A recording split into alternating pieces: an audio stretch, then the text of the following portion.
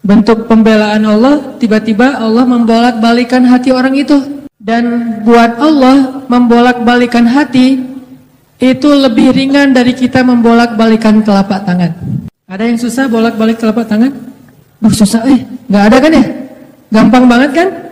Segampang itulah, bahkan lebih dari itu buat Allah untuk yuqallibul qulub, membolak-balikan hati. Tangan kita gampang banget nih.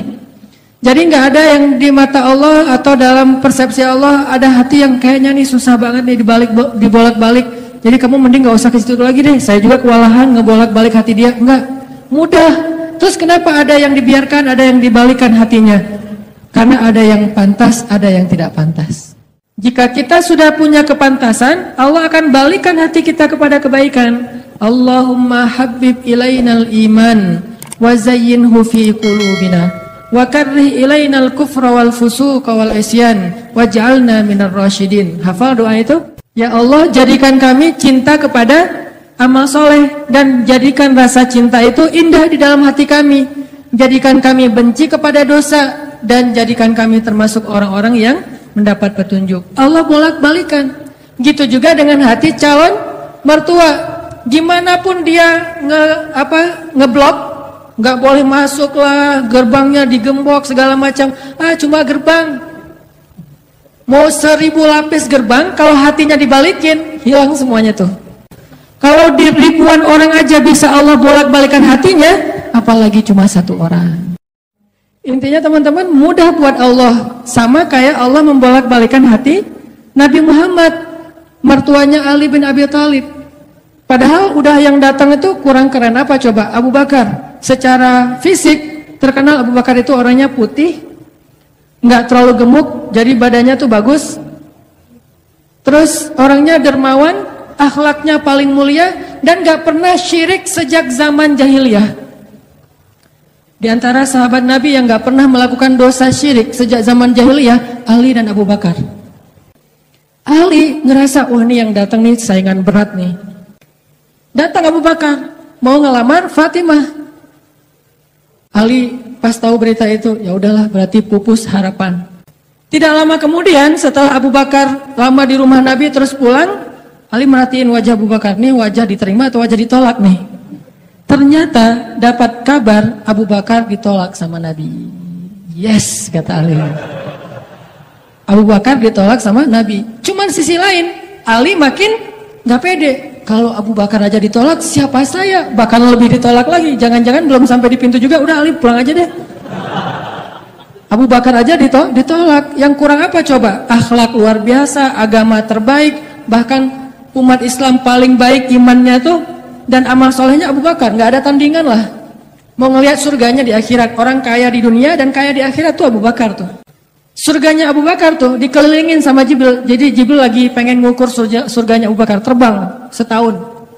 Udah setahun terbang, itu baru di pinggirnya surga Abu Bakar, belum sampai ke tengah. Padahal Jibril itu kecepatannya lebih tinggi daripada kecepatan cahaya. Bayangin, udah setahun perjalanan cahaya baru di pinggir surganya Abu Bakar, belum juga masuk, belum sampai ke alun-alunnya surga Abu Bakar. Baru juga perbatasan coba. Kurang apa Abu Bakar? Ditolak sama Nabi. Duh, makin gak pede, kata Ali. Gak lama kemudian datang lagi cowok keren, jawara Mekah, Umar datang. Assalamualaikum. Suaranya agak-agak gitulah, walaupun susah nirunya, cempreng soalnya. Assalamualaikum. Waalaikumsalam, kata Nabi. Datang. Pas diintip sama Ali, tanya-tanya ke teman-temannya, ada berita apa nih, trending topik? Umar melamar Fatimah. Wah, rame lagi, viral di mana-mana. Makin, aduh, saingannya berat-berat gini, nggak ada yang di bawah saya gitu yang datang, biar saya agak-agak pede gitu. Ternyata Umar pulang juga ditolak lagi sama Nabi. Ali, yes, tapi tuh gimana ya kalau Umar aja ditolak, yang paling kuat bisa menjaga Fatimah banget kan? Kalau ada apa-apa Fatimah tenang aja, ada gua. Umar tuh jawarannya. Nabi kan pasti tenang banget ngasih anak ke orang kayak Umar. Keluar dia singa, di dalam dia kucing Anggora. Maksudnya apa? Dia tuh nggak pernah kasar sama istrinya, walaupun dia keras kepada musuhnya. Kalau dimarahin istrinya, diem aja. Udah selesai dimarahin, udah mah, udah. Ya udah pergi nyari teman. mau curhat habis dimarahin istri, pergi ke rumah Nabi. Pas di depan rumah Nabi kedengaran dari dalam, Nabi juga lagi dimarahin istrinya. Nabi juga diam aja. Ini teladan orang-orang soleh. Jadi yang keren tuh bukan yang gampang marahin istri, tapi yang gampang dimarahin istri. Setuju yang di atas? Cowok keren itu bukan yang gampang marahin istri, tapi yang gampang dimarahin istri. Pah, ya mah. Di dalam rumah tuh, ya mah. Di luar, apa lo? Itu cowok keren tuh. Pas Nabi keluar, ada Umar. Ya Rasulullah, Umar gak mau ngebahas, gak mau komen lah. Daripada komentar di blog kan. Diam aja deh gitu. Udah selesai jalan sama Umar. Umar nanya, ya Rasul saya tadi habis dimarahin istri, mau ngajak Rasul ngopi, curhat, Nabi juga lagi dimarahin. Kata Nabi, bagaimanapun dialah yang mengurus rumah, dia yang mengurus aku, keluargaku. Nabi nyebutin kebaikan-kebaikan istri, nggak mau nyebutin dasar emang perempuan emang kayak gitu ya. Saya tuh Nabi loh, masa Nabi dimarahin, kamu paham gak sih perasaan aku gitu. Nggak, Nabi nggak ngomong kayak gitu. Nabi cuma membicarakan kebaikan istrinya. Umar yang datang ditolak. Akhirnya Ali udahlah, mau kayak gini mah kayaknya udah nggak mungkin deh. Abu Bakar ditolak, Umar ditolak, berarti ada standar di atas mereka berdua. Yang kaya raya ditolak, yang paling eksis berpengaruh, jawara ditolak. Nah saya nggak punya dua-duanya, masih kecil soalnya. Nanti kalau dia udah dewasa, Ali emang jawara juga tuh. Malah gladiatornya Nabi kan. Ketika orang gak berani menantang seorang musuh, Ali yang berani. Saya Rasulullah, Ali itu. Akhirnya Ali diam-diam aja, udah gak mau ngebahas lagi tentang Fatimah. Udah aja tutup bab tentang Fatimah. Sekarang yang lain aja deh. Tapi teman-temannya ngegojlokin terus. Ali. Kalau bahasa kita jomblo gitu. Dibully terus. Ustadz posting bully, teman ngomong gak bully, pokoknya bully nasional aja.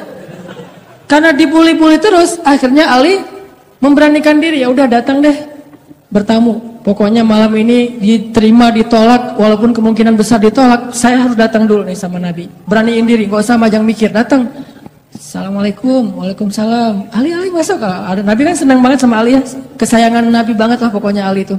Duduk, ada apa Ali? Enggak, cuma pengen silaturahim. Nggak ngomong apa-apa coba. Cuma pengen silaturahim. Nabi sehat, mau diambil air hangat?